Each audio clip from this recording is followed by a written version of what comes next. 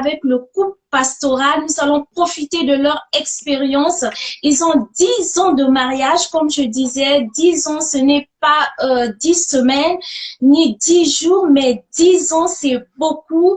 Et on va profiter de leur sagesse. On va apprendre leur histoire d'amour ensemble, vous et moi. Et je n'ai aucun détail de leur histoire d'amour, et ils sont là pour nous édifier ceux qui sont en période de fréquentation, ceux qui sont aussi en période, voilà, ceux qui sont mariés, pourquoi pas des célibataires épanouis en Christ. Voilà, donc nous commençons notre live. J'ai quelques questions que je vais poser à notre couple romantique, et ils vont nous juste répondre à ces questions. On va savoir si réellement ils sont unis. Et la première question que je pose avant de connaître leur histoire d'amour, comment avez-vous fait, voilà, je me suis, voilà, oh my God. Ok, je me suis retrouvée, autant pour moi.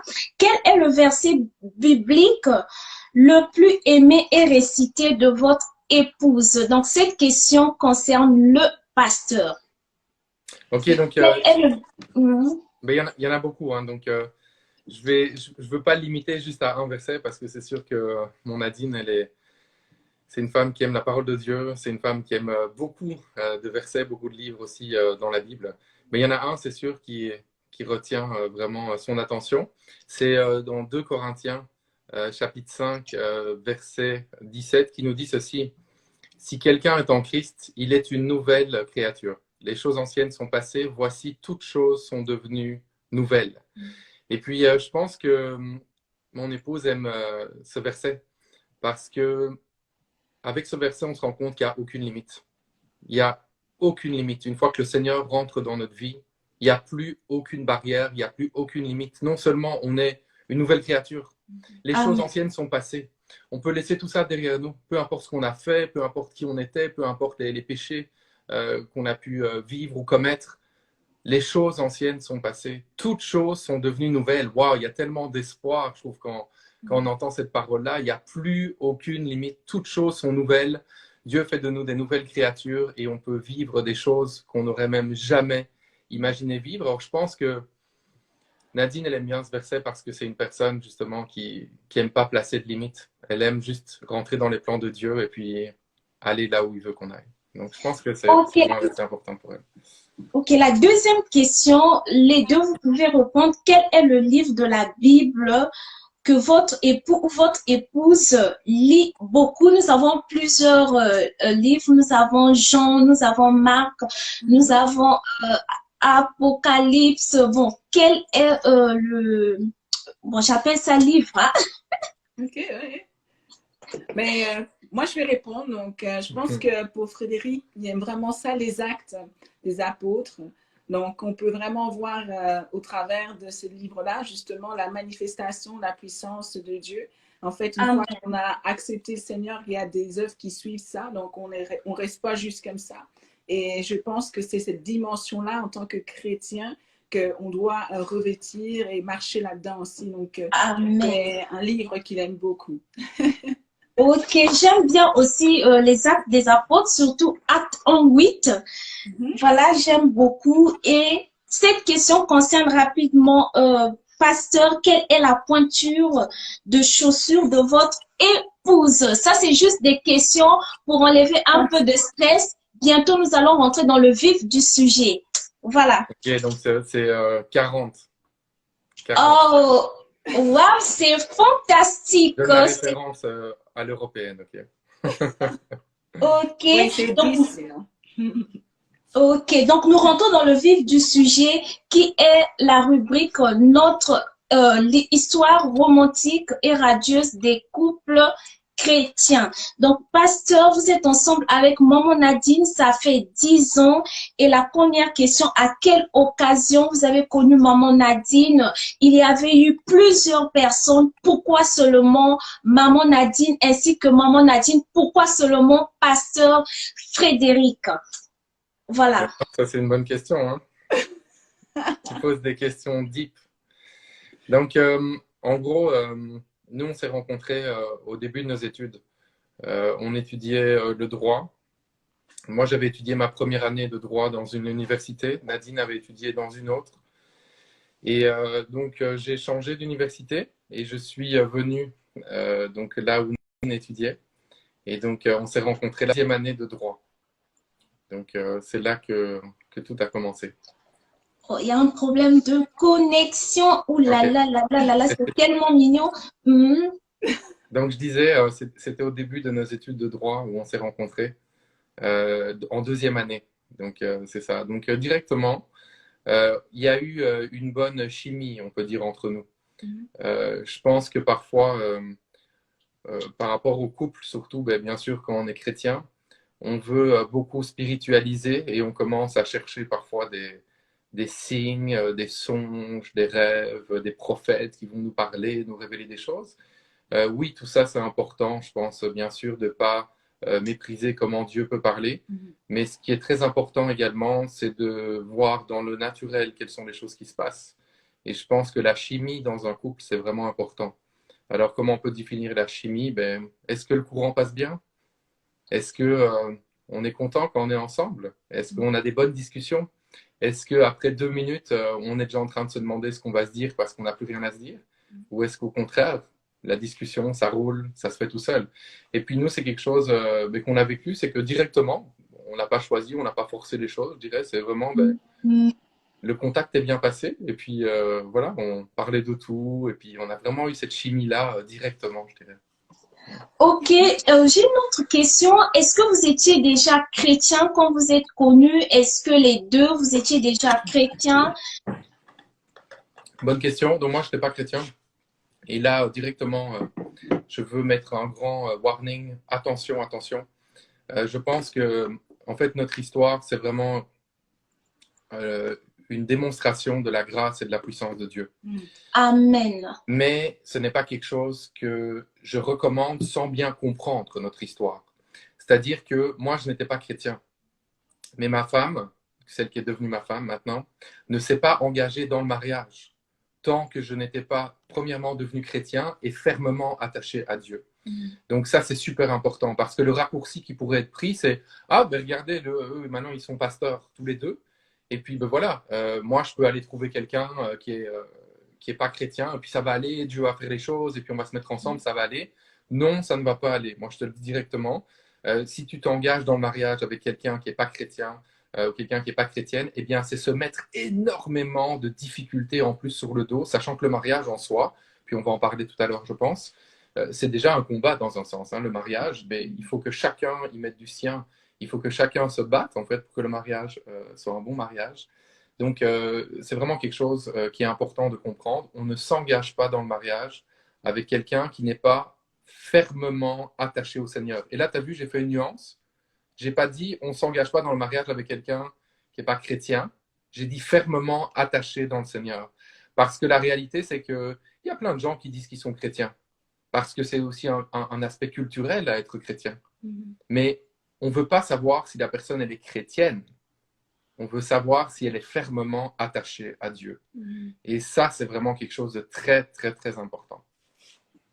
Ok, ce que je retiens, ce que le pasteur a dit, il ne faudrait pas aller prendre les païens pour dire que il changera, il sera transformé, mais plutôt l'idéal serait de trouver votre partenaire de destinée en Christ.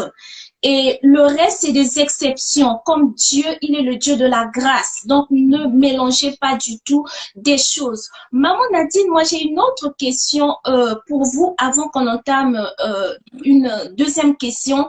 Et comment est-ce que vous étiez convaincu que c'est lui l'homme de votre destinée? C'est avec lui que le Seigneur fera des grandes choses. Vous irez en mission pour aller gagner des âmes. Est-ce que Dieu avait parlé d'une voix audible pour dire que oui, Nadine, voici Frédéric, ton partenaire, ou c'était par songe, ou c'était juste par conviction du Saint-Esprit? Mais en fait, comme Frédéric l'a dit tout à l'heure, nous, on s'entendait vraiment bien. Donc, c'était déjà quelque chose qui était important pour moi. On parlait bien, on discutait bien, etc. Donc, par la suite, c'est sûr que moi, j'ai beaucoup prié pour mon mari. En fait, je voulais sans savoir que ça allait être lui au départ. J'ai beaucoup prié depuis que je suis jeune, à savoir vraiment, est-ce que je voulais vraiment que ce soit l'homme choisi par Dieu. Donc, j'ai pris des temps dans la prière, j'ai demandé à Dieu des directions et ça s'est vraiment confirmé, on va dire, avec les années parce qu'on a bâti notre relation, on a eu des expériences dans les études, etc. Et au fil du temps, en fait, c'est quelque chose qui est venu comme une confirmation. Et aussi, il faut savoir que Dieu m'avait parlé par rapport à mon mariage quand j'étais plus jeune. Il m'avait dit, écoute, si tu me sers, je te donnerai un mariage qui est au-delà de tes espérances. Et en fait, je me suis attachée à cette parole-là au lieu de m'attacher à un homme spécifique. Parce que parfois, on peut se dire, OK, si je n'ai pas cet homme-là, je vais être malheureuse. Si je n'ai pas tel homme, je vais être malheureuse. En fait, c'est sers Dieu de tout ton cœur. Puis en fait, Dieu va te donner. En fait, c'est comme un cadeau, je dirais aussi, le mariage. C'est quelque chose qui vient par la suite, en fait. C'est pas, on ne court pas après le mariage. Donc oui, après, j'ai eu cette conviction-là. J'ai vu qu'il était attaché à Dieu dans sa marche également. Puis on aimait ça, en fait, partager des choses. On avait la même vision. Et je me suis dit, OK, je pense vraiment qu'il y a le go de Dieu. Et sur la conviction de Dieu, j'ai dit à Dieu, en fait, je te fais confiance. Et c'est comme ça qu'on est rentré dans le mariage. Ok, donc si je comprends bien ce que maman a dit, je veux juste résumer un peu. Le mariage n'est pas une finalité, mais c'est juste un don, un cadeau qui vient s'ajouter sur des grâces que le Seigneur nous donne. Donc la première des choses, c'est rechercher le royaume de cieux, servir d'abord le Seigneur et le reste, il nous le donnera. Et la deuxième question, maman Nadine, est-ce que une fois que vous êtes engagé, vous avez eu la confirmation de Dieu? Est-ce que vous étiez facilement, est-ce que les parents avaient accepté facilement le mariage pour dire que oui, nous acceptons? Et comment ça s'était passé au niveau des parents? Est-ce qu'il y a eu des combats? Est-ce que c'était une bonne nouvelle? Tout roulait facilement. Donc là, est-ce que c'était à l'annonce qu'on allait se marier ou Oui, l'annonce, annoncée aux parents. Ben, je pense qu'ils étaient contents en fait de la prochaine étape dans le sens que ils voyaient déjà qu'on cheminait ensemble.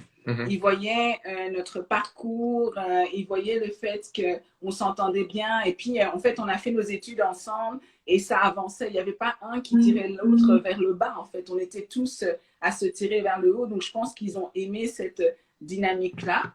Donc, bon, moi, je suis africaine, tu sais, c'est différent. Donc, mais mon père était très content en tout cas. Il était content que j'ai terminé mes études et qu'après, je sois venue lui présenter un homme respectable. C'est tellement mignon. Et au niveau du pasteur Frédéric, on sait que vous n'avez pas des mêmes cultures. Est-ce que la nouvelle était bien reçue, bien acceptée de pouvoir épouser maman Nadine? Oui, parce qu'on s'est connus plusieurs années. On s'est rencontrés plusieurs années avant de se marier. Donc, c'est sûr que nos familles, une fois qu'on a annoncé qu'on se mariait, honnêtement, ben, c'est pas vraiment une surprise pour qui que ce soit parce que, comme je disais, on avait une bonne chimie, on s'entendait vraiment bien, on passait beaucoup de temps ensemble. Donc, je pense que c'était juste une continuité par rapport à ce qu'ils voyaient en fait déjà depuis des années, quoi. Waouh! En tout cas, c'est tellement mignon ce que j'entends. Il n'y a pas eu des oppositions au niveau des parents, que ce soit du côté du pasteur, du côté... Non, moi, je n'ai pas dit ça, hein, Tessie. Non, je dis au moment où on a dit qu'on allait se marier. Parce qu'au moment où on s'est rencontrés, on a commencé à parler ensemble et puis que nos parents nous ont vus plus ensemble, mais c'est sûr au début. Et puis tu as dit, ben oui, c'est sûr, il y a une différence culturelle. Alors, c'est sûr que chacune des familles elle va se poser un peu des questions parce qu'il y a des interrogations, elle ne connaît pas vraiment l'autre culture et tout ça. Mais c'est sûr que je pense que le mieux, c'est le témoignage en fait que nous pouvons donner à nos familles. C'est comment est-ce que on vit personnellement. Donc, par exemple, ma famille, comment est-ce qu'elle va voir que j'évolue. La même chose pour Nadine. Et puis après, ben, c'est juste de reconnaître que Ok, ben, ça paraît être une bonne décision, tout ça. Donc voilà, c'est vraiment dans ce sens-là, parce que c'est sûr, et puis ça c'est important de le dire, pour toutes les personnes qui nous écoutent aujourd'hui, peut-être qui pensent se marier à quelqu'un qui n'a pas la même culture et tout ça, mais c'est sûr qu'il y aura toujours des points d'interrogation de la part d'une famille, de la part d'un côté ou de l'autre, et puis c'est important vraiment de pouvoir le savoir à l'avance. Il ne faut pas croire que, et d'ailleurs ce que je dis, ça peut être quand on est de pays différents, de continents différents, mais c'est la réalité aussi quand on est du même pays, de régions différentes. Donc, je dirais que c'est toujours un peu la même chose, hein, ces histoires-là. C'est que quand c'est pas quelqu'un qui vient presque du même quartier, mais les familles vont toujours un peu se poser des questions. Mais après, c'est quel témoignage, nous, qu'on renvoie. Parce que la réalité, c'est qu'il n'y aura jamais 100% des gens qui seront d'accord avec ta décision, qui trouveront que c'est bien ce que tu fais. Mais quel est ton témoignage? Puis veille à ton témoignage, et puis peu importe finalement ce que les gens vont penser derrière, quoi. C'est vraiment ça. Mais je rajouterais quelque chose là-dessus, c'est vraiment d'avoir une conviction. Hein. Je veux dire, si tu rentres dans ton mariage, puis que toi, tu es toujours tellement attaché à ta famille, puis qu'est-ce qu'ils vont dire, c'est sûr que tu vas pas pouvoir être, je pourrais dire, comme le gardien de ton mariage, de ton couple, parce que ta famille va toujours s'immiscer. À partir du moment où tu sais que c'est ton mari, c'est ton épouse, que Dieu t'a placé cette conviction, ben écoute, tu fonces et bien sûr, tu écoutes les conseils des gens, mais la dernière décision, c'est toi qui la prends en ayant consulté le Seigneur.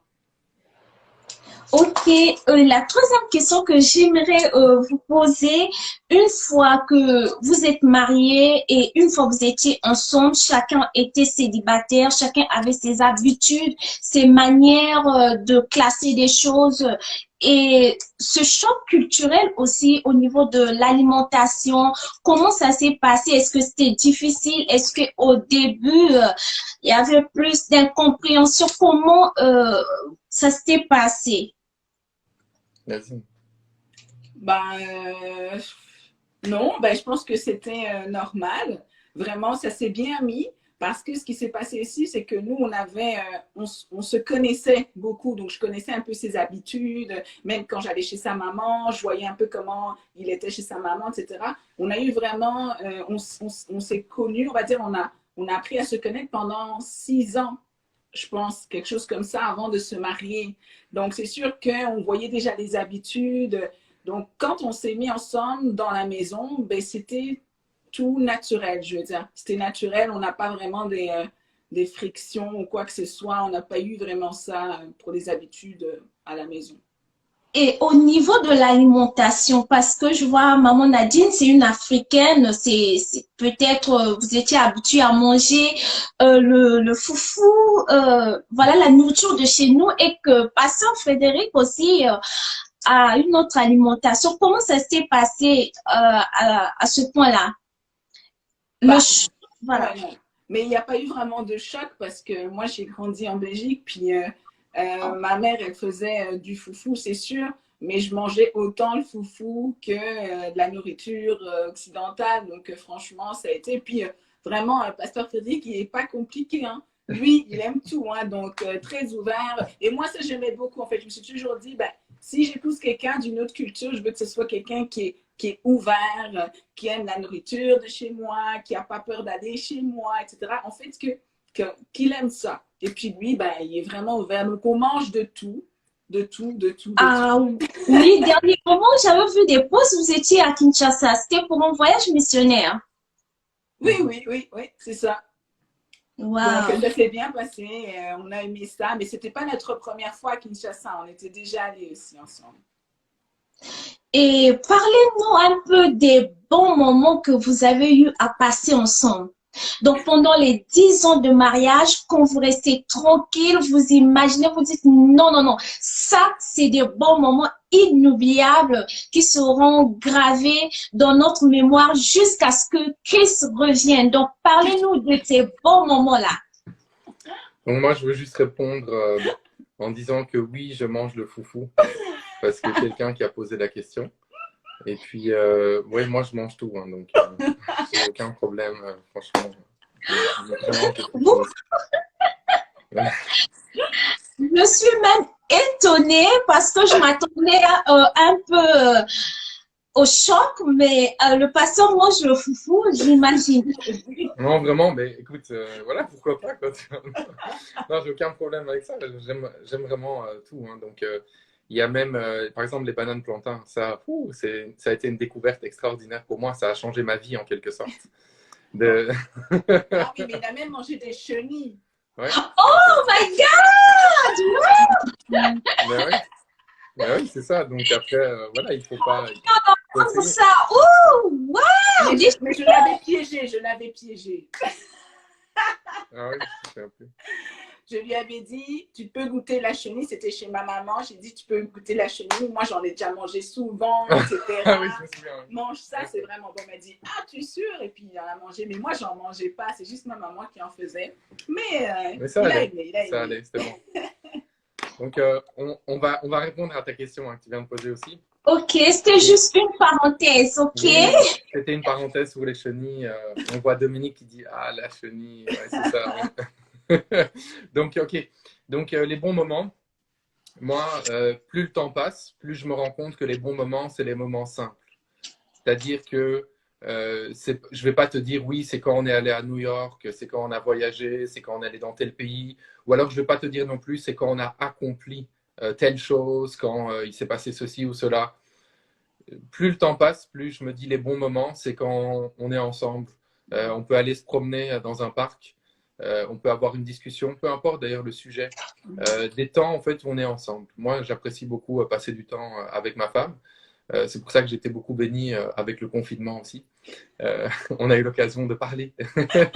Donc ça, c'était une bonne chose. Oui. Nadine, peut-être tu as des moments ou des choses qui sont marquantes. Je suis très, très flattée de savoir parce qu'il y a des couples aujourd'hui qui sont ensemble, qui ne peuvent pas communiquer, mais ils sont ensemble dans une même maison. Mais là, on apprend, le pasteur Frédéric et maman Nadine communiquent beaucoup. Donc, si les couples aussi peuvent installer la communication afin d'être d'abord des amis, là, je vois l'importance de tisser d'abord des relations amicales avant d'être mari et femme.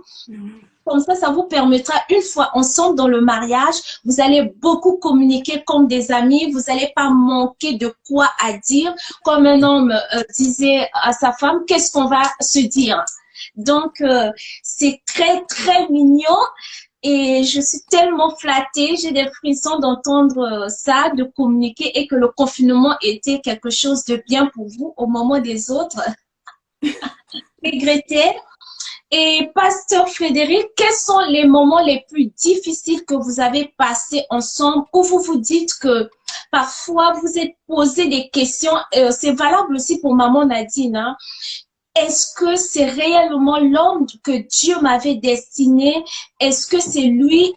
Est-ce que ces moments, il y en a eu où vous avez regretté, vous êtes posé des questions? Est-ce que je suis sur le bon chemin? Ok, donc en ce qui me concerne, moi, c'est lié beaucoup à ma personnalité. C'est-à-dire que je suis quelqu'un de prudent et en même temps de fonceur. Prudent parce que je ne vais pas m'engager n'importe où, n'importe comment, mais fonceur parce qu'une fois que j'ai pris une décision, j'avance envers et contre tout, peu importe l'opposition que je peux rencontrer. Donc, concernant le mariage, à partir du moment où j'ai décidé de m'engager dans le mariage, je ne me pose plus la question de savoir est-ce que j'aurais dû, est-ce que j'aurais pas dû, est-ce que c'est bien, est-ce que ceci, et elle a dit ça, il s'est passé ceci. Non, moi, j'ai pris une décision et je ne reviens pas sur ma décision. Donc, ça, je pense, c'est juste comme ça que je suis. Donc, après, c'est sûr que c'est plus intéressant aussi, c'est plus facile pour moi parce que je ne vais pas tout remettre en question, peut-être comme d'autres personnes pourraient le faire, mais je vais foncer. Donc, si par exemple, je rencontre un problème dans le mariage, s'il y a un moment, je ne sais pas, il se passe X, Y chose, mais je ne vais pas me dire est-ce que c'était la bonne décision. Je vais me dire comment régler ce problème. Donc, ça, c'est plus lié à comment je fonctionne, je pense, personnellement. Je veux poser cette question autrement. Si vous pouvez éclaircir une situation comme ça qui était arrivée et c'était une situation douloureuse. Si vous pouvez énumérer une situation comme ça dans votre vie de couple, dans les 10 ans, j'imagine, tout n'était pas rose. Il y a deux fois, maman Nadine disait quelque chose, ou il y a deux fois aussi, pasteur Frédéric avait dit quelque chose, maman Nadine était frustrée. Et j'aimerais une situation comme ça qui était arrivée où vraiment il y avait un choc, peut-être 2 jours vous ne vous parlez pas, quelque chose comme ça, je veux vraiment que vous puissiez creuser là-dessus. En fait, pour rejoindre un peu ce que Frédéric disait, moi j'ai l'impression que nos combats, ils n'ont pas été des combats ensemble, en fait, dans notre mariage. En fait, ça a été plutôt des combats qu'on a dû vivre avec des choses qui étaient des événements extérieurs. Je pense que le Seigneur nous a permis vraiment de solidifier notre relation. C'est sûr, avant, on a eu beaucoup d'échanges quand il n'était pas chrétien, par exemple. Au début, quand on apprenait à se connaître, quand on était des amis, etc., on avait beaucoup plus de choses qu'on devait discuter, etc. On n'était pas d'accord sur telle chose. Mais j'ai l'impression que rendu dans le mariage, oui, il y a des moments où on n'est pas forcément d'accord sur certaines choses, mais je n'ai pas en fait en mémoire des moments où voilà, on a passé une journée, on ne s'est pas parlé, ou 2 jours, on ne se parle pas. Non, en fait, parce que oui, on a des moments où on n'est pas d'accord sur quelque chose, je vais dire. Ça, en fait, on a appris à se connaître. Notre amitié nous a permis de savoir, OK, maintenant, ce n'est pas le moment que je vais parler à Frédéric. Il va savoir, OK, ce n'est pas le moment où je vais parler à Nadine. On va prendre un temps, on va se mettre tous les deux dans une autre pièce ou quoi que ce soit. Et puis après, ça passe, en fait. Ça passe, quoi, 15 minutes, 5 minutes, ça passe. Puis, en fait, c'est vraiment la communication. Tu as mis le doigt là-dessus. Et on a créé, en fait, cette zone-là. Dieu nous a fait grâce d'avoir cette zone-là dans laquelle on peut parler. Donc, c'est-à-dire ce que je ressens, je ne vais pas mettre de filtre. Je vais venir, OK, voilà ce que je ressens, comment je me suis sentie, il va dire aussi, et on va travailler là-dessus. Maintenant, tu parlais des moments qui étaient difficiles. On a eu des moments difficiles, des deuils, des moments qui étaient compliqués, tout ça. Et Dieu nous a fortifiés là-dedans, en fait, nous a appris également à comment en fait, travailler ensemble. En fait, c'est qu'on doit apprendre que notre conjoint, ce n'est pas notre ennemi, en fait. C'est quelqu'un qui est avec nous. Donc, quand on voit les choses, on part de cette relation, en fait, qui est déjà comme pas acquise, mais c'est notre base, on va dire, après le Christ. Et puis, voilà, on fonce, en fait, dans peu importe les épreuves qu'il y a, en fait. C'est comme ça que je le verrais. Et vous avez dit quelque chose qui a touché mon intention sur des combats extérieurs. Quels étaient ces combats extérieurs? Mais là, par exemple, je parlais d'épreuves, de deuil qu'on a pu avoir. Moi, j'ai eu à perdre ma mère. C'était vraiment quelqu'un d'important dans ma vie, même dans ma marche avec Dieu. Donc, ces moments-là étaient difficiles. On était ensemble avec Frédéric, qui m'a beaucoup accompagnée là-dedans, vraiment dans plein de détails, en fait, dans plein de choses, jusqu'à choisir le cercueil de ma mère, plein d'affaires, en fait, des choses qui sont pas faciles, en fait, à vivre, mais on a pu les vivre ensemble. C'est comme si, ouais, en fait, on combat ensemble, on combat ensemble.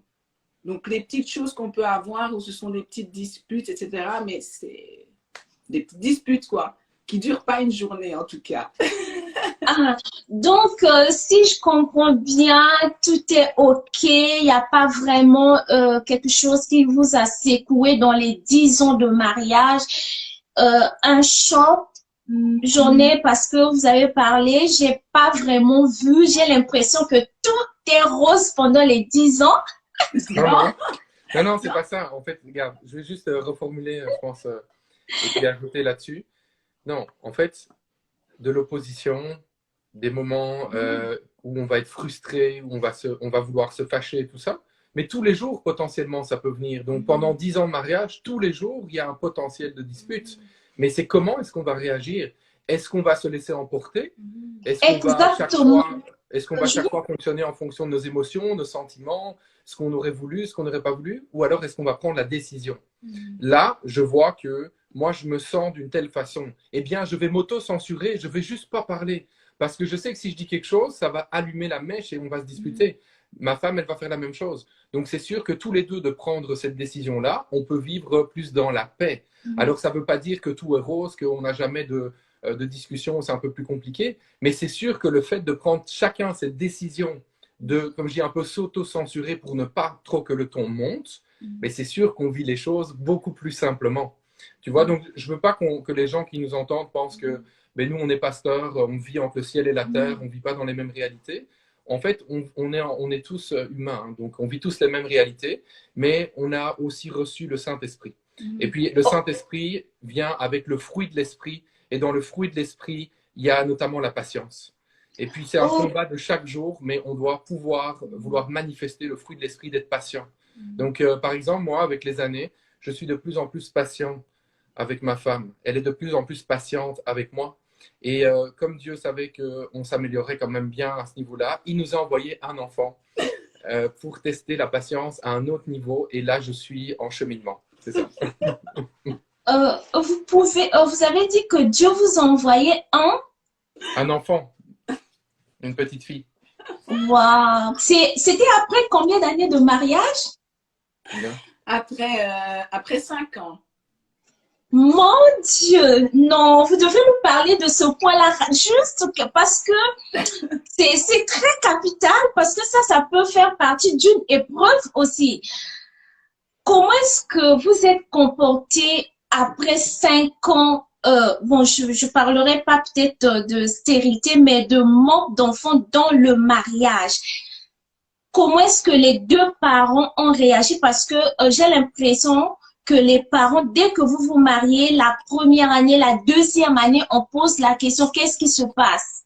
Pourquoi? Ça, c'est bon, c'est une très bonne question. Voilà, j'aimerais vraiment que maman Nadine et pasteur Frédéric puissent creuser là-dessus parce que il y a des couples aujourd'hui qui ont un enfant et n'en trouvent pas le second et les autres couples aussi n'ont rien en fait, mais souffrent mentalement au niveau des parents. Le mari peut soutenir sa femme et la femme peut soutenir son homme, mais parfois, le combat vient de l'extérieur au niveau des deux belles familles. Donc, dites-nous un peu comment est-ce que vous êtes comporté face à cette épreuve de 5 ans sans enfant, 5 ans de mariage sans enfant.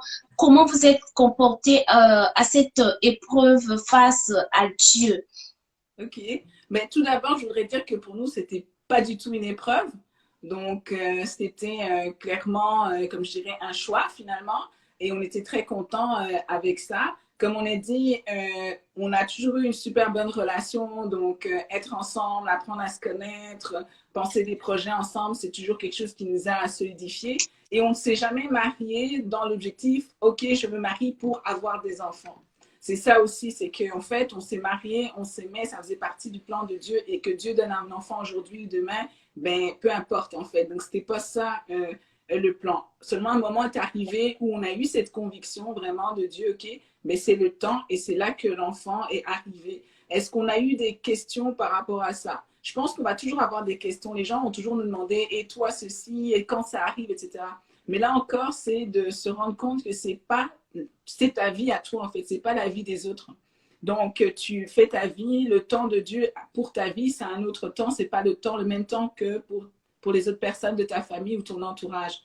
Donc, c'est d'être ferme là-dedans. Pour nous, on ne l'a pas vu comme une épreuve. Quand c'est arrivé, c'était une bénédiction mais qui nous a beaucoup apporté de challenge pour nous, justement, parce qu'on était très bien à deux. Donc, quand l'enfant est venu, on a eu d'autres challenges. C'est pour ça que Frédéric disait, voilà, là, j'ai dû exercer plus ma patience parce qu'on était arrivé à un rythme dans notre famille qui était bon, puis une stabilité, etc. Et l'enfant est venu un peu changer cette dynamique-là, on va dire. Changer en bien ou où il y a eu des grincements des dents? Mais changer en bien parce que c'est une bénédiction, mais c'est sûr que c'est une autre personne. Donc l'enfant est une autre personne, donc ça crée une autre dynamique dans la relation, intégrer l'enfant, parler avec l'enfant, avoir des temps avec l'enfant. Il y a des choses aussi, des choix que Dieu m'a demandé de faire, de rester avec mon enfant pendant plusieurs années, pendant 2 ans. Pendant 2 ans et demi, je l'ai allaitée. Donc, je suis restée avec elle. C'est une conviction que Dieu m'avait donnée. Tu dois allaiter ton enfant 2 ans et demi. Et je l'ai fait alors que je ne voulais pas. Donc, c'était des dynamiques qui étaient différentes dans notre couple par la suite. Mais même là, comme je disais, on a toujours vu que c'est quelque chose qu'on vit ensemble. Oui, c'est vraiment important, je pense, de ne pas accepter la pression sociale. La pression sociale, la vie des autres n'est pas la vie de Dieu. Et puis, souvent, la réalité, c'est qu'on est malheureusement, puis je parle pour moi aussi, souvent, on est plus influencé par la vie des autres que par la vie de Dieu. Et on a plus tendance, naturellement, c'est juste la nature humaine, pécheresse, je pense, qui est ainsi faite, c'est qu'on a plus tendance à agir parce qu'on se sent mis sous pression par notre environnement ou parce que les gens vont dire, parce que les gens vont penser, plutôt que d'aller chercher une conviction devant Dieu. Et ce que tu as dit est vraiment pertinent dans le sens où il y a un peu cet automatisme. Tu te maries, tu as un enfant directement. Mais tu as vu ça où dans la Bible? Est-ce que c'est un commandement? Non. Hein? Donc, c'est vraiment important de vouloir se dire, OK, moi, je veux rechercher Dieu personnellement. En tant que couple, on veut rechercher Dieu. Et les décisions qu'on va prendre, on veut les prendre sur base de la conviction de Dieu, pas sur la conviction d'une maman qui va venir te dire qu'il est temps d'avoir un enfant. Ça, c'est vraiment très, très, très important. Amen. En tout cas, nous sommes bénis, nous sommes richement bénis par ce couple pastoral. Moi, j'apprends beaucoup de choses. Par exemple, là, il n'y avait pas un problème de stérilité. Ce n'était pas des combats spirituels. Ce n'était pas une épreuve, mais c'était leur choix. Donc, il y a des couples comme ça qui ne mettent pas au monde aussitôt, simplement parce qu'ils ont fait le choix d'être d'abord ensemble, de mieux se connaître, de comprendre le plan de Dieu pour le couple et avancer ensemble. En tout cas, j'ai relevé ce point, c'est très, très capital parce que moi, je me disais déjà, est-ce qu'il y avait un problème? Voilà, est-ce que c'était des prières d'autorité au nom de Jésus? Mais là, on apprend, ils étaient ensemble, c'était leur choix. Et Pasteur Frédéric, ainsi que maman Nadine, quel conseil donnerez-vous en ce moment à une personne qui est quelque part en période de fréquentation et une autre aussi qui est célibataire, épanouie en Christ, qui attend toujours la promesse de Dieu malgré l'âge est avancé? Il y a des fois, on peut confesser, oui, Dieu avait fait pour Sarah, Dieu avait fait pour Moïse, Dieu avait fait pour Anne, mais physiquement parfois la chair s'affaiblit et ça prend le dessus. On est triste. Qu'est-ce que vous pouvez, quel conseil, quel mot d'édification que vous pouvez apporter à ces hommes, à ces femmes? Il n'y a pas que des femmes, hein. Il y a aussi des hommes qui sont avancés en âge mais qui n'arrivent pas à trouver leur partenaire de destinée pour avancer dans la mission de Dieu. Donc, qu'est-ce que vous pouvez dire sur ce point-là? Je reprendrai ce que Nadine disait tout à l'heure, cherchez d'abord le royaume. Cherchez d'abord le royaume. Ça, c'est vraiment la priorité. Et toutes choses vous seront données par-dessus. Donc, c'est un principe biblique. C'est un principe qui est connu par la majorité des chrétiens. On l'a déjà tellement entendu. Et c'est ça le problème. Ce sont des principes qu'on a tellement entendus, des versets qu'on a tellement lus, entendus. On a entendu 5000 prédications là-dessus. Et le problème, c'est que ça perd même de son autorité, ça perd même de sa force, parce que c'est rentré comme un point culturel dans la marche chrétienne. OK, cherchez d'abord le royaume, et puis le reste va m'être donné par la suite. Oui, oui, ça on sait, mais je veux savoir vraiment ce qu'il faut faire. Je veux avoir le vrai conseil, pas du blabla là, que tout le monde me raconte depuis des années. Et je pense que souvent on se détourne en fait. Et souvent on traverse le désert longtemps parce qu'on cherche des trucs, on cherche des astuces, on cherche la parole prophétique, on cherche la parole de quelqu'un. Alors que la parole de Dieu est claire et nous dit, Dieu il nous parle, hein, il nous dit, cherche-moi, cherche à me plaire dans toutes les sphères de ta vie. Et chaque jour quand tu te réveilles, cherche à juste plaire à Dieu. Dans ta journée, dans toutes les tâches qui vont t'être confiées, tu fais la vaisselle, fais-la bien. Fais-la de tout ton cœur. Tu vas nettoyer, fais-le de tout ton cœur. Tu vas travailler, travaille de tout ton cœur. Pas pour plaire aux hommes, mais pour plaire à Dieu. Et alors que tu marches comme ça, tu peux vraiment avoir l'assurance que Dieu, au temps convenu, quand lui décidera que c'est le bon timing, il va faire en sorte que les choses vont se passer dans ta vie. Donc, en gros, c'est que le célibat ne doit pas devenir une idole. On ne doit pas commencer à juste parler de ça tout le temps à tout le monde, de dire « Ah, ça c'est mon problème ». Non, il faut chercher premièrement Dieu. Et Dieu ouvre les portes au bon moment. Et puis aussi, je voudrais dire que le célibat, en fait, c'est ça en fait. Il ne faut pas le voir comme un problème, justement. Le célibat, c'est une saison de ta vie. Et peut-être que, voilà, en fait, il faut voir ce que Dieu t'appelle à faire et à quoi il t'appelle, en fait, finalement. Et pas te dire que ta vie doit ressembler à la vie de quelqu'un d'autre. Moi, je discutais dernièrement avec un homme qui m'expliquait que, justement, ça avait été compliqué dans sa relation de mariage avec sa femme. Puis, ils ont décidé de se séparer. Et je parlais avec lui, je disais, mais en fait, peut-être que le centre de ta vie, c'était ta femme. Et c'est ça qui a débalancé. Et je pense que lorsque l'on s'habitue comme ça pendant des années à ce que notre recherche principale, c'est la personne qu'on va épouser, peut-être que justement, en rentrant dans le mariage, quand tu trouves cette personne-là, en fait, elle passe avant Dieu. Et ça vient déséquilibrer, ça vient débalancer en fait la relation et ça peut mener à des difficultés, ça peut mener aussi à des divorces. Donc, c'est vraiment important que Dieu soit placé en premier. Et je pense que la période de célibat, la période même de fréquentation, c'est une période où tu dois mettre Dieu en premier. Si vous êtes ensemble, ben, servez ensemble. Prenez des temps pour prier ensemble. Prenez des temps pour exercer les dons que Dieu vous a donnés, en fait, pour l'édification du corps de Christ. C'est vraiment des merveilleux moments pour grandir ensemble. Parce que quand tu rentres dans le mariage, c'est censé exploser. Pour moi, je pense que les dons que Dieu t'a donnés, la mission qu'il t'a donnée, c'est vos missions les unes combinées aux autres, en fait, elles explosent, en fait, parce que tu peux pas rentrer avec des dons, puis ton mari avec des dons, puis finalement, il y en a un, c'est éteint, puis l'autre, non, en fait, il y a quelque chose qui se passe avec ça. Donc, développez ça dès le départ. Fixez vos regards sur Dieu. Amen. Donc, moi, j'ai été richement bénie. Toi aussi qui nous suis, si tu es richement béni, dépose juste le mot que tu as compris. Moi, j'ai compris une chose. Nous devons faire de notre Dieu la priorité numéro 1 et ne pas faire notre fiancé ou pour ceux qui sont mariés, votre mari, votre épouse, voilà, pour des célibataires. La priorité numéro 1, Dieu. Et en second, les enfants peuvent venir, le mari, le fiancé peut venir. C'est ce que j'ai retenu. J'ai aussi retenu ce que maman Nadine a dit. Priez ensemble. Vous êtes en fréquentation. Vous devez prier ensemble. Je ne sais pas si je me trompe, maman Nadine va me corriger. Donc, vous êtes en période de fréquentation, c'est là où tout commence, la prière ensemble. Et maman Nadine, rapidement pour cette question, aujourd'hui, il y a des couples qui ne prient pas ensemble, qui sont chrétiens. Donc, la prière d'ensemble se trouve juste dans l'église. Après l'église, quand on rentre dans la maison, il n'y a pas de culte.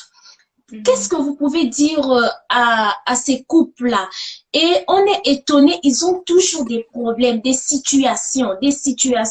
Mais la base, ils prient pas ensemble. Donc, qu'est-ce que vous pouvez dire à ces couples qui ne prient pas du tout ensemble, qui prient juste à l'église ensemble? Ok. Mais je pense qu'en fait, de toute façon, la prière est déjà combattue. Donc, c'est important d'avoir des temps déjà. Est-ce que ces gens-là prient déjà eux-mêmes quand ils sont à la maison? Parce que c'est important déjà d'avoir des temps toi-même avec Dieu. Et puis, de pouvoir... Ils n'ont pas le temps de prière ensemble. Donc, leur unique moment qu'ils prient ensemble, c'est à l'église. Voilà, méditer la parole de Dieu, c'est à l'église. Une fois ces couples rentrent à la maison et chacun dort de son côté, se réveille le matin, soit chacun prie de son côté. Mais la prière d'ensemble, mettre les enfants ensemble pour dire que aujourd'hui, c'est toi, bon, je prends un exemple, Borel qui va conduire et demain, c'est Tessie qui va faire la modération et après demain, on peut mettre aussi les enfants, bon, Dorcas, toi tu conduis, Jérémie, toi tu conduis, mais ce système-là n'existe pas. Qu'est-ce que vous pouvez dire à ces couples?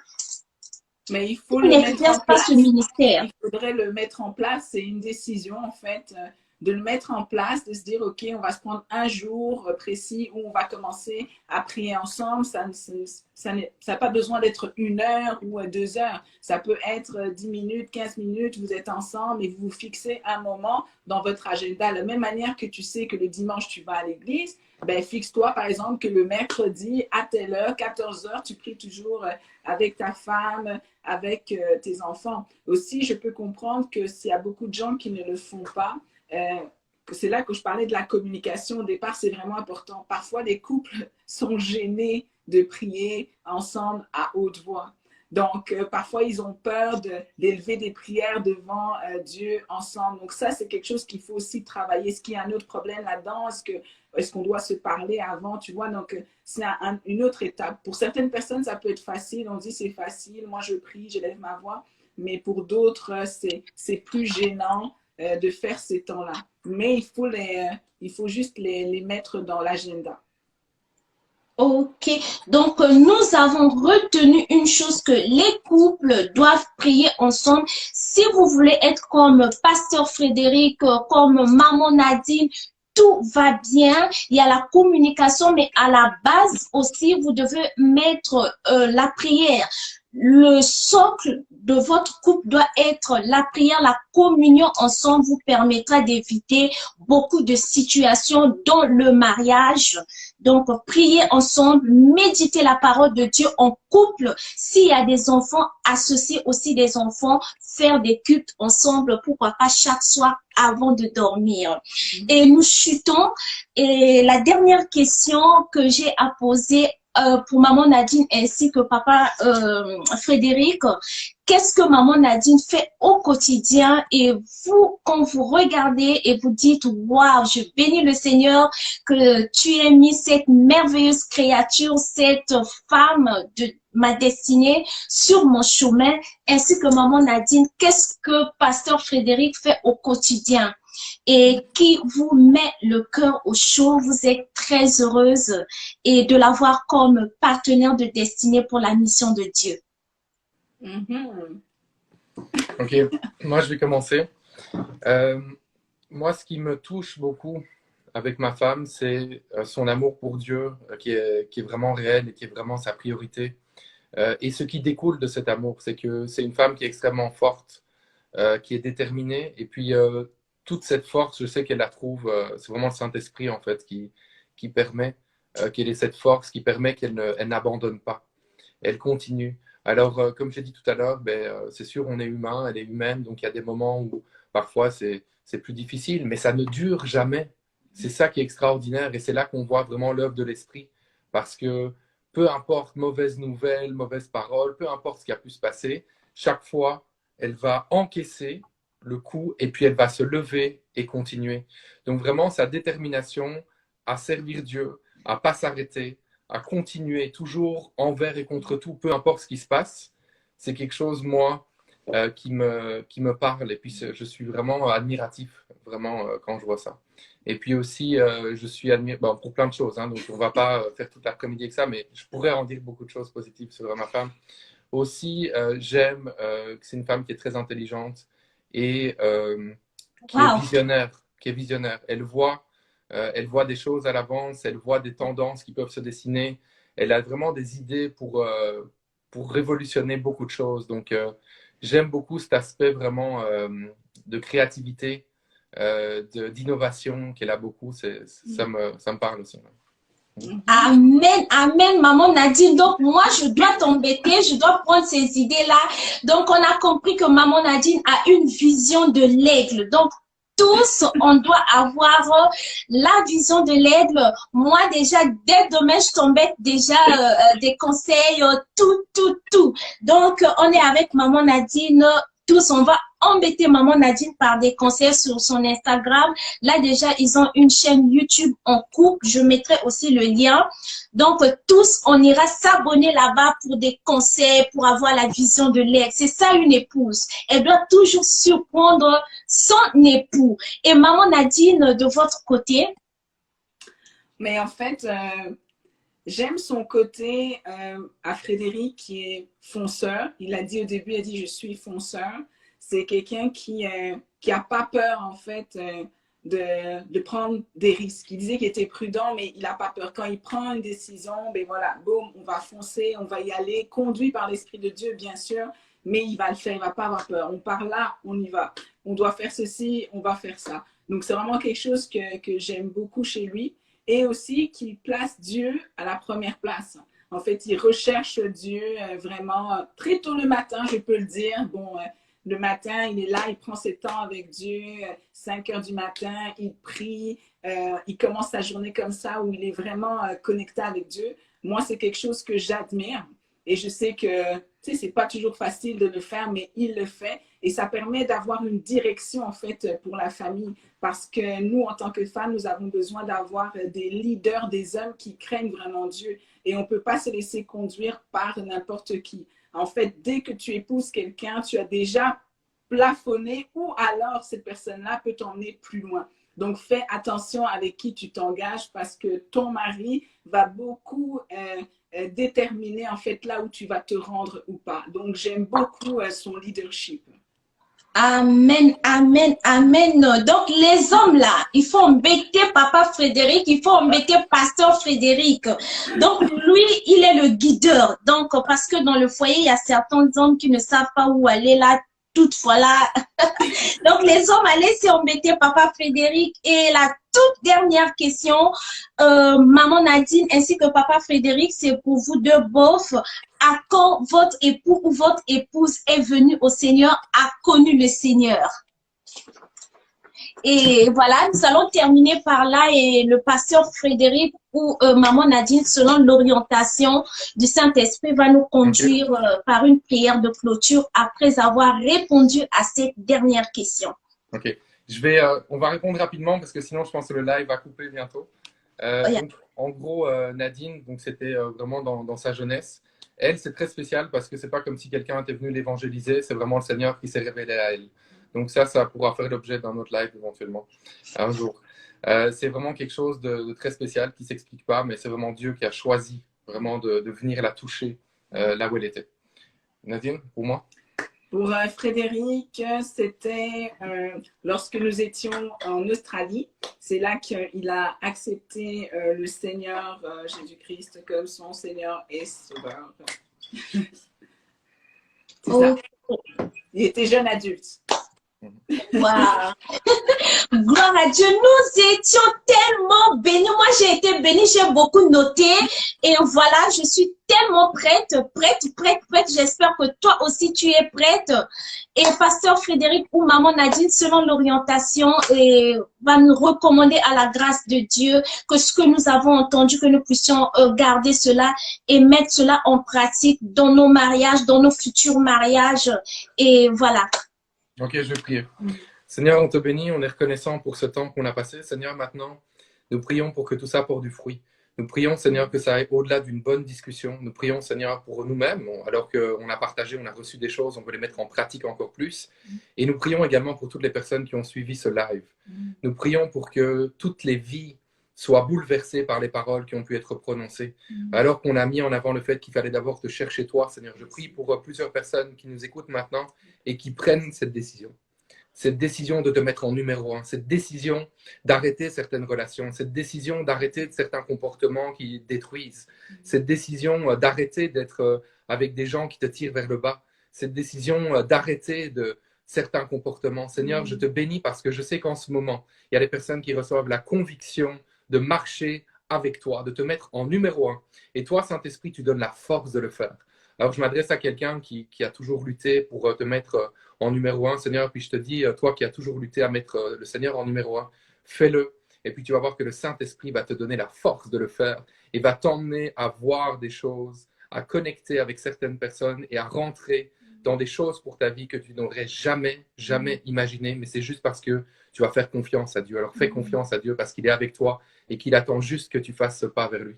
Seigneur, je te bénis aussi pour Tessie. Je te prie, Seigneur, que tu la bénisses abondamment, que tout ce qu'elle touche prospère, que cette femme puisse être bénie, Seigneur, qu'elle soit bénie même dans ses finances, qu'elle soit bénie dans ses relations, qu'elle soit bénie dans sa santé également, Seigneur. Tu la visites en ce moment et tu l'encourages, Seigneur, qu'elle soit toujours une servante de Dieu, qu'elle soit fermement attachée à toi et, Seigneur, que toute la gloire te revienne. Nous sommes tes serviteurs avant toute autre chose, Seigneur. Nous t'appartenons, utilise-nous pour la gloire de ton nom et l'avancement de ton royaume. Et c'est en ton nom, Jésus-Christ, que nous avons prié. Amen. Amen. Merci beaucoup, Pasteur Frédéric, Maman Nadine, d'avoir accepté cette invitation. Je suis honorée. Vous n'avez pas regardé au nombre des abonnés que j'ai. Je suis très honorée. Que Dieu vous bénisse abondamment et richement, qu'il vous utilise encore puissamment pour la seule gloire de son nom, que les âmes soient encore bénies à travers de vos voix. Je suis touchée. Amen. Merci beaucoup pour l'invitation. Merci. On salue tout le monde aussi qui a écouté aujourd'hui. On vous aime beaucoup. Bye bye. Voilà, il faut follow Pasteur Frédéric sur son Instagram, YouTube. Je mettrai les liens. Tous, on sera là-bas pour les conseils matrimoniaux